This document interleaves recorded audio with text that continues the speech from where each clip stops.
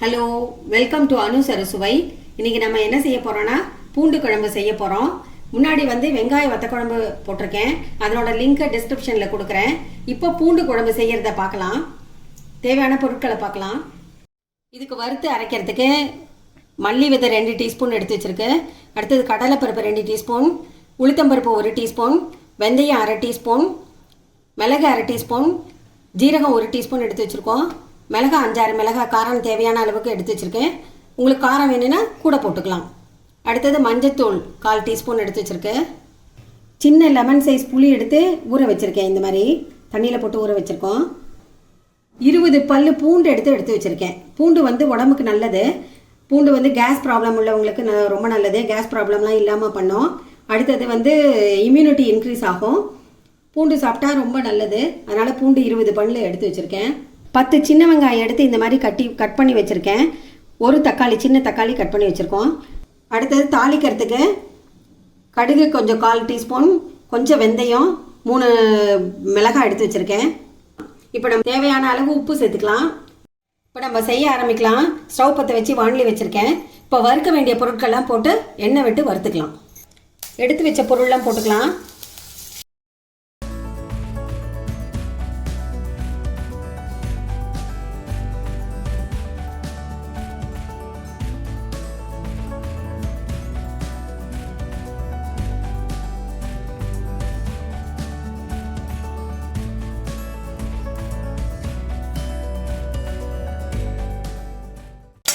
இது நல்லா செவக்க வறுக்கணும்.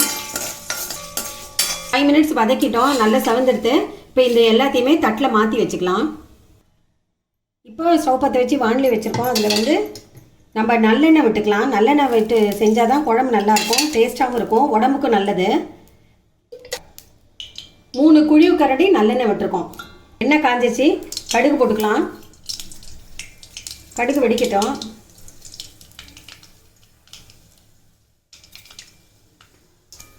வெந்தயம் போட்டுக்கலாம். எடுத்து வச்ச மிளகாயும் கிள்ளி போட்டுக்கலாம். மிளகாயும் போட்டுட்டோம். இப்போ நம்ம சின்ன வெங்காயம் போட்டுக்கலாம்.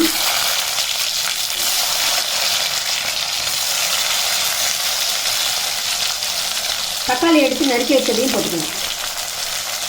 ஒரு தக்காளி எடுத்து வச்சுருக்கோம், அதையும் போட்டுக்கலாம்.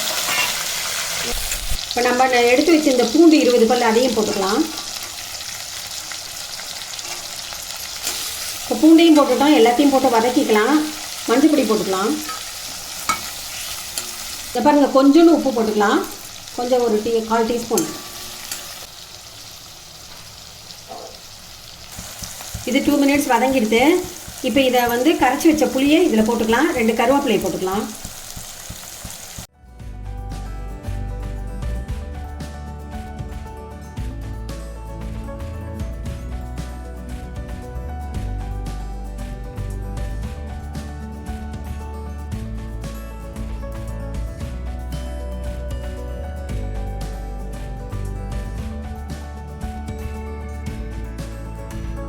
இப்போ புளி விட்டாச்சு. புளி வாசனை போக, பச்சை வாசனை போக புளி நல்லா கொதிக்கட்டும். நம்ம வறுத்து வச்சுருந்த பொடியை அரைச்சிட்டு வந்துடலாம் மிக்சியில். இப்போ நம்ம வறுத்து வச்ச சாமானை அரைச்சிட்டு வந்துடுவோம்.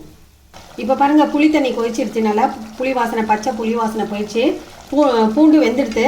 இப்போ நம்ம அரைச்சி வச்ச பொடியை தண்ணி விட்டு கலக்கி வச்சுக்கலாம். ஏன்னா அப்படியே போட்டால் கெட்டியாக அங்கேயே நின்றுடும். அதனால் தண்ணி விட்டு கரைச்சி வச்சுருக்கோம். இப்போ அதை ஊற்றிக்கலாம். இப்போ நம்ம கொஞ்சம் உப்பு போட்டுக்கலாம். தேவையான அளவு உப்பு போட்டுக்கலாம். இது நல்லா 5 மினிட்ஸ் கொதிக்கட்டும். எண்ணெய் பிரிஞ்சு மேலே பிரிஞ்சு வர அளவுக்கு கொதிக்கணும். இது பாருங்கள், நல்லா கொதிச்சு எண்ணெய் பிரிஞ்சு வந்துடுது. இப்போ நம்ம ஸ்டவ் ஆஃப் பண்ணிடலாம். நம்மளுடைய பூண்டு குழம்பு ரெடி. அட்டகாசமான அருமையான சூப்பரான பூண்டு குழம்பு ரெடி. நல்ல வாசனையாக இருக்குது. பூண்டு கொலஸ்ட்ராலை கண்ட்ரோல் பண்ணும், ரொம்ப உடம்புக்கு நல்லது. அதனால் அடிக்கடி பூண்டு சேர்த்து சாப்பிட்றது நம்ம உடம்புக்கு நல்லது. நீங்களும் செஞ்சு சாப்பிடுங்க. லைக் பண்ணுங்கள், ஷேர் பண்ணுங்கள், சப்ஸ்கிரைப் பண்ணுங்கள். மீண்டும் அடுத்த வீடியோவில் சந்திக்கும் வரை உங்களிடமிருந்து விடைபெறுவது Arusuvai. தேங்க்யூ, பாய்.